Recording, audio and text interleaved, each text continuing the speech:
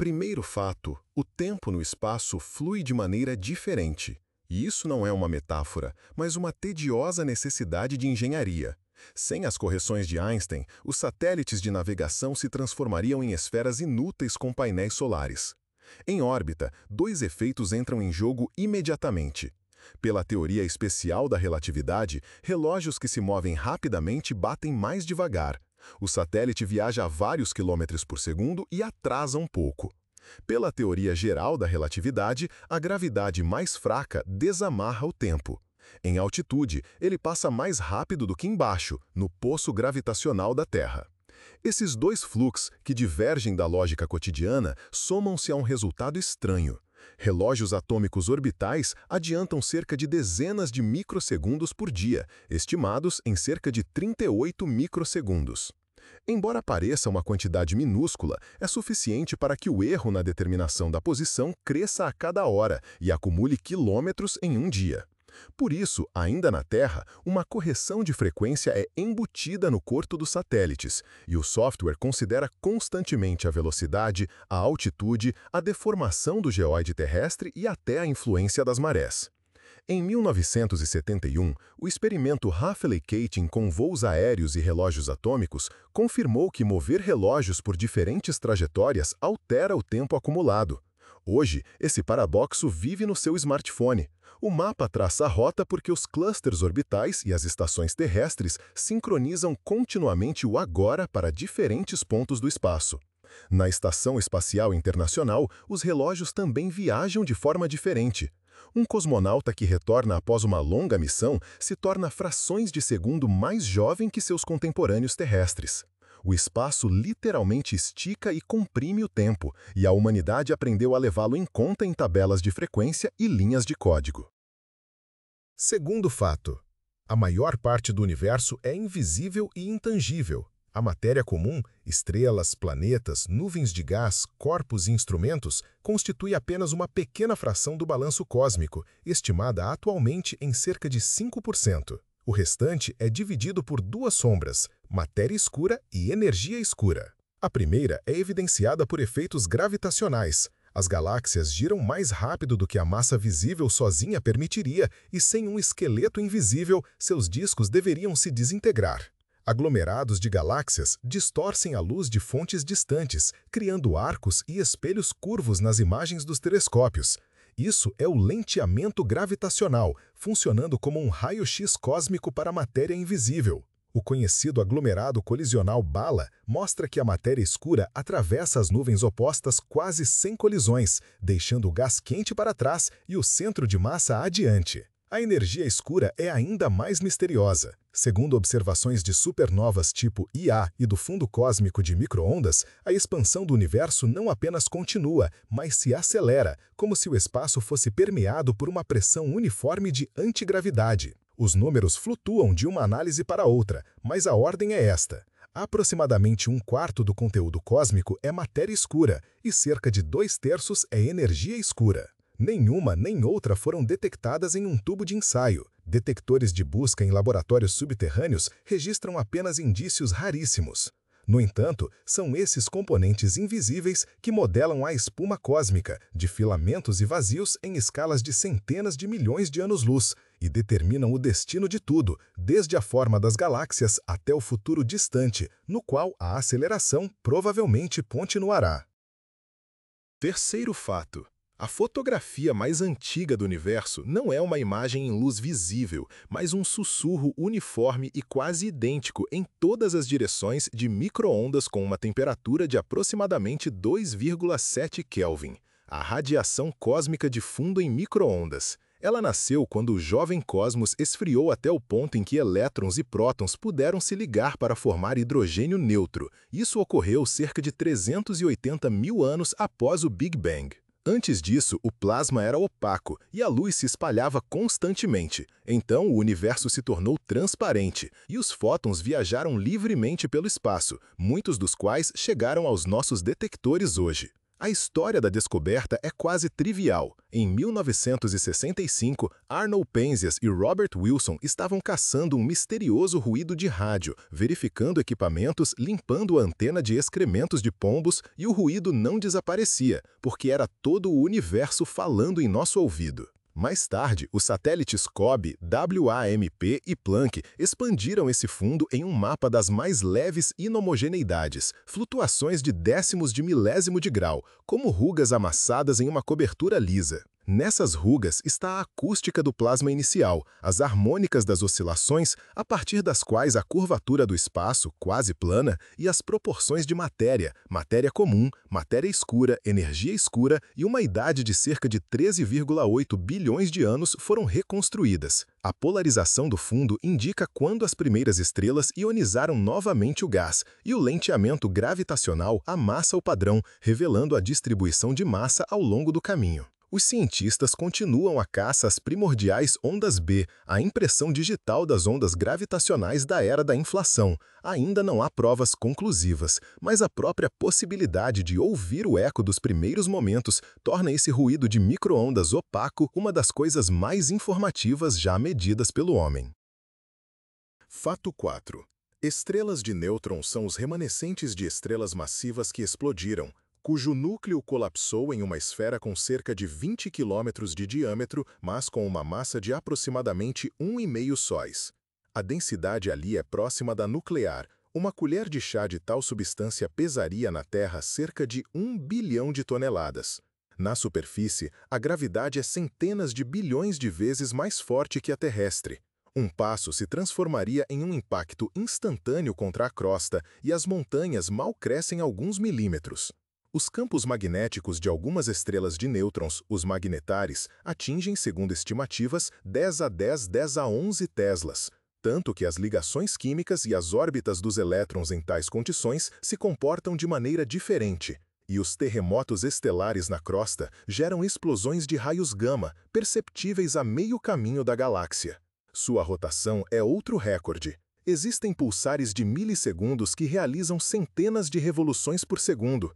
O campeão absoluto, hoje em dia, gira mais de 700 vezes por segundo, e cada flash é um farol, um feixe de ondas de rádio que atravessa o espaço a cada rotação. Os pulsares foram descobertos em 1967 pela estudante de pós-graduação Jocelyn Bell Burnell. Inicialmente, os sinais pareciam muito regulares e, em tom de brincadeira, receberam o rótulo de sinal de alienígenas, mas logo ficou claro que era uma nova fase da vida estelar. O paradoxo desses objetos é que eles são ao mesmo tempo simples e previsíveis como giroscópios e selvagens. Seus períodos de repente tropeçam em falhas, tempestades magnéticas quebram a crosta e a interação em sistemas binários acelera e colore os raios. Nos telescópios são pontos, mas pelos padrões da física, uma estrela de nêutrons é um laboratório de regimes extremos, onde as teorias de matéria, magnetismo e gravidade são testadas. Quinto fato: os buracos negros não são absolutamente negros. De acordo com a teoria quântica de campos moderna, em um fundo curvo, eles emitem como fornos frios. Esta é a radiação Hawking. Pode-se imaginá-lo assim: o vácuo perto do horizonte de eventos ferve com pares de partículas de curta duração, flutuações. Na curvatura do espaço, uma partícula pode cair além do horizonte, enquanto a segunda escapa para o exterior como um quantum real. A energia para isso é retirada da massa do buraco. A fórmula fornece uma temperatura inversamente proporcional à massa. Para uma massa solar, são algumas dezenas de nanokelvins, e para os monstros supermassivos no centro das galáxias, são frações insignificantes de 1/trillionésimo de grau. Eles são mais frios que o fundo cósmico de micro-ondas e, essencialmente, absorvem mais do que emitem. Mas algo mais é fundamentalmente importante. Um buraco negro tem entropia proporcional à área do horizonte, lei de Bekenstein-Hawking, e um análogo da segunda lei. Na clássica, a área não diminui, assim como a entropia na termodinâmica. Isso subverte a intuição. Um objeto que não libera nada se revela termodinamicamente quente, e sua evaporação é um processo real, apenas monstruosamente longo. Para uma massa estelar, são números com dezenas de zeros de anos. Daqui surge o paradoxo da informação. Se tudo que cai para dentro é moído em um espectro térmico sem rosto, para onde vai a informação sobre os detalhes? As ideias do princípio holográfico, do emaranhamento quântico no horizonte, dos muros de fogo e dos cabelos suaves são tentativas de reconciliar a gravidade com a mecânica quântica. Já fotografamos a sombra de um buraco negro supermassivo contra gás brilhante e ouvimos a fusão de outros muito mais leves. Mas a radiação Hawking é muito fraca para ser capturada por um telescópio. O fato permanece surpreendente. A fronteira da qual nada retorna ainda assim sussurra ao mundo, fria, silenciosa e inevitavelmente. Sexto fato. O universo sabe soar, não no ar, mas no próprio tecido do espaço. As ondas gravitacionais são ondulações mal perceptíveis que esticam e comprimem as distâncias. Elas foram captadas diretamente pela primeira vez na Terra por réguas gigantes de interferômetros em forma de L, dois braços de vácuo de vários quilômetros nos quais um feixe de laser corre 1000 vezes entre espelhos. Quando uma onda passa, os comprimentos dos braços mudam em frações do diâmetro de um próton e a interferência produz um flash de sinal, um chirp. A frequência e a amplitude aumentam até que duas fontes massivas, buracos negros ou estrelas de nêutrons, se fundam em uma. O primeiro canto veio de um par de buracos negros de massa estelar. Várias massas solares de energia se dissiparam em ondulações espaciais em frações de segundo. A fusão de estrelas de nêutrons, por outro lado, revelou uma verdadeira sinfonia cósmica. Raios gama, uma quilonova ótica e o eco de rádio de uma onda de choque surgiram simultaneamente, tornando a astronomia verdadeiramente multimensageira pela primeira vez. É em tais explosões, segundo modelos e espectros, que nasce uma parcela significativa dos elementos mais pesados, ouro, platina, lantanídeos. Seus núcleos atômicos são esculpidos pela captura rápida de nêutrons em um ambiente extremamente denso. Uma rede de detectores em diferentes continentes capta as mesmas ondas com uma diferença de milissegundos, permitindo triangular e apontar para um pedaço do céu onde os telescópios já buscam luz. Outra frente são os relógios de pulsares por toda a galáxia. Faróis de rádio regulares insinuam o zumbido de ondas ultralongas de buracos negros gigantes nos centros de galáxias distantes. As ondas gravitacionais transformaram o cosmos de um cinema mudo para um sonoro. Agora não apenas vemos, mas também ouvimos como a escuridão é feita. A descoberta de exoplanetas transformou o cosmos de uma escuridão abstrata para um mapa habitado, embora esses mundos sejam quase sempre invisíveis. Aprendemos sobre eles através de minúsculas quedas de luz. Quando um planeta cruza o disco de uma estrela, seu brilho cai em uma fração de porcentagem, como se alguém colocasse uma moeda em um holofote. Esse degrau na curva de luz revela o raio e a órbita, e até mesmo indícios de nebulosidade e inclinação a partir dos detalhes finos de entrada e saída. Outro método é o balanço da estrela. Ela é puxada por uma vizinha invisível, e as linhas espectrais da estrela se deslocam para lá e para cá, a velocidades de metros por segundo. Existem truques mais raros, microlente gravitacional, onde a massa de uma estrela que passa aleatoriamente amplifica brevemente a luz distante e revela um planeta como companheiro, e imagem direta com coronógrafos, que literalmente cobrem o disco ofuscante da estrela para capturar um ponto tênue próximo. Os catálogos das missões Kepler e TESS e agora os ouvidos atentos de James Webb revelaram o principal. Os planetas não são a exceção, mas a regra. Estatisticamente, a maioria das estrelas tem famílias planetárias. Entre elas estão os Júpiteres quentes, que orbitam uma estrela em poucos dias, as superterras, que não têm análogo em nosso sistema, e os conjuntos compactos, como o TRAPPIST-1, onde 7 mundos estão apertados em uma fila densa e vários recebem tanto calor quanto a Terra. A espectroscopia de trânsito permite cheirar suas atmosferas. Faixas de vapor d'água, sódio, dióxido de carbono aparecem no fundo da luz estelar. As curvas de fase desenham mapas térmicos, onde o lado diurno ferve e o noturno esfria sobre o vento estelar. A zona habitável é apenas um equilíbrio de calor. A vida não é definida pela geografia. Mundos próximos a anãs vermelhas podem ser presos gravitacionalmente por um lado à estrela e sofrer explosões, e as atmosferas podem evaporar. Mas mesmo com essas ressalvas, a conclusão é impressionante. Na Via Láctea, estima-se que existam centenas de bilhões de planetas, dos quais bilhões rochosos. Para cada cintilar do céu noturno, há uma órbita, um clima, talvez um oceano alheio. Oitavo fato. O espaço ao redor da Terra já se assemelha a uma autoestrada movimentada com uma chuva invisível.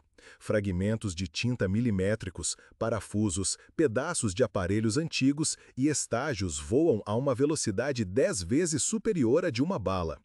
Em órbita baixa, os fluxos de encontro divergem a 7-8 km por segundo, e uma minúscula partícula em tal impacto funciona como um explosivo em miniatura. As janelas dos ônibus espaciais em seu tempo ficavam cobertas de buracos pela poeira, e nos cascos dos satélites encontram-se amassados, como se fossem de chumbo. Quanto maior, mais perigoso. A colisão do Cosmos 2251, desativado, com o Iridium 33 em 2009, gerou uma nuvem de detritos, e a destruição de um satélite meteorológico em testes de armas anti-satélite em 2007 espalhou milhares de fragmentos por anos. As redes de rastreamento mantêm um catálogo de dezenas de objetos com mais de alguns centímetros e prevêem aproximações. Estações e naves manobram periodicamente, desviando as órbitas para quilômetros de distância. A minúscula partícula invisível é protegida por telas Whipple multicamadas. A primeira fina folha transforma a partícula em uma nuvem de plasma. A segunda dissipa o impacto. Ao redor dos compartimentos críticos, colocam blindagem de painéis em favo de mel. Mas a melhor proteção é não sujar. Existem recomendações para retirar os aparelhos de órbitas baixas em um descarte controlado em cerca de 25 anos. A passivação exige a liberação de combustível e a descarga de baterias para que os aparelhos antigos não explodam sozinhos. Para a geoestacionária, existem altitude cemitério, para onde os satélites inativos são elevados em um impulso final. Tentam também a limpeza ativa. Redes e arpões no experimento Remote Debris, um pastor iônico que empurra suavemente o fragmento com um jato de plasma, velas aerodinâmicas para frear na alta atmosfera. O ciclo solar eleva a termosfera. A resistência aumenta, o lixo queima mais rápido. Mas as megaconstelações de comunicação adicionam tráfego e exigem disciplina. A órbita é um quintal comum. Ignorar sua ecologia é jogar roleta espacial com fragmentos que não precisam de mira para acertar. Não fato. O Sol possui um casulo invisível, a heliosfera, uma bolha de plasma rarefeito do vento solar que avança contra o gás interestelar e gradualmente perde para ele em termos de pressão. Em sua fronteira, a heliopausa, a influência da estrela se esgota. As linhas magnéticas do espaço interestelar reorganizam o padrão, a densidade das partículas muda e o fluxo de raios cósmicos galácticos se torna perceptivelmente mais alto. Os Voyager alcançaram essa fronteira, duas naves automáticas de 1977 que há muito ultrapassaram Netuno e Plutão e continuam a navegar, como garrafas com mensagens, na escuridão úmida do mar interestelar. Primeiro, eles cruzaram a onda de choque, o choque terminal, onde o vento solar supersônico freia bruscamente. Depois, um após o outro, cruzaram a heliopausa. Não restam olhos diretos para medir a densidade do plasma, mas o Voyager ouve o espaço interestelar com seus ouvidos. A antena de plasma capta a vibração do gás eletrônico, oscilações que surgem após poderosos surtos solares, e pela frequência dessa flauta calculam a densidade do meio circundante. A comunicação é feita através das antenas parabólicas, de 70 metros da rede de espaço profundo. Receptores hipersensíveis extraem um punhado de bits por segundo do ruído de rádio, e o tempo de trânsito do sinal passou a ser medido em dezenas de horas. Essa é a escala da distância. A alimentação é fornecida por geradores termoelétricos. O calor do decaimento diminui ano após ano, e os engenheiros desligam os instrumentos um por um, como as luzes de um trem em movimento, para prolongar sua vida útil. A bordo está o disco de ouro, Um disco de cobre e ouro com saudações em dezenas de idiomas, batimentos cardíacos, gritos de baleias, um mapa de coordenadas de pulsares e o esquema de um toca-discos. O relevo químico da capa é uma instrução para aqueles que adivinharem lê-lo em 1 milhão de anos. Os Voyager já estão além da casa do Sol, mas ainda muito perto nas escalas da galáxia. Até as bordas da hipotética nuvem de Oort, milhares e dezenas de unidades astronômicas, eles levarão mais tempo para chegar do que a história escrita existe. E, no entanto, essas velhas naves aproximaram o cosmos.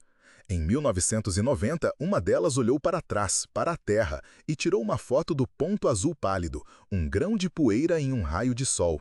Desde então, a ideia de que a humanidade deixou seu sussurro e seu cartão de visita no espaço interestelar deixou de ser literatura. É um fato seco de telemetria e logs de comunicação. Fato 10º. Existem partículas fantasmas no universo que mal notam a matéria, mas é precisamente por isso que carregam as notícias mais honestas das profundezas: os neutrinos. A cada segundo, dezenas de bilhões de neutrinos solares por centímetro quadrado atravessam sua unha. Eles nascem no coração termonuclear de uma estrela, atravessam o Sol e a Terra com poucas interações e seguem adiante. Por muito tempo, os detectores registraram menos do que os modelos previam. O enigma solar atormentava os físicos. Até que enormes reservatórios de água pura e pesada nas montanhas do Japão e nas minas do Canadá mostraram que os neutrinos podiam trocar de roupa no caminho. São oscilações quânticas entre os tipos eletrônico, muônico e tal, e isso significa que os neutrinos têm massa, minúscula, mas não zero. Em 1987, vários detectores subterrâneos registraram quase simultaneamente algumas dezenas de neutrinos de uma supernova na Grande Nuvem de Magalhães.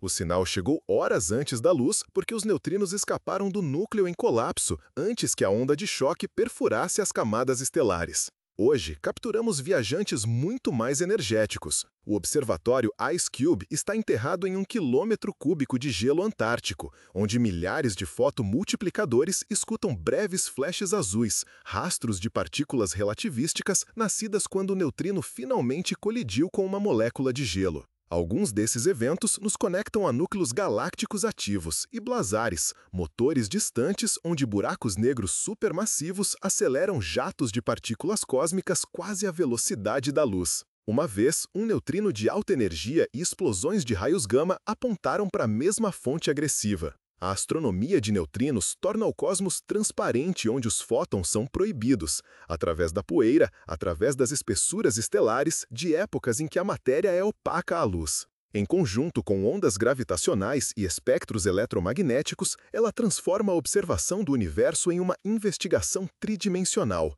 Quem acelerou a partícula? Onde ela se desviou? Que núcleo entrou em colapso? Esse conhecimento nasceu de flashes silenciosos nas profundezas de uma geleira e da contagem silenciosa de fótons em gigantescos tanques subterrâneos. E é precisamente isso que conecta as reações nucleares nas entranhas das estrelas à noite fria acima de nossas cabeças.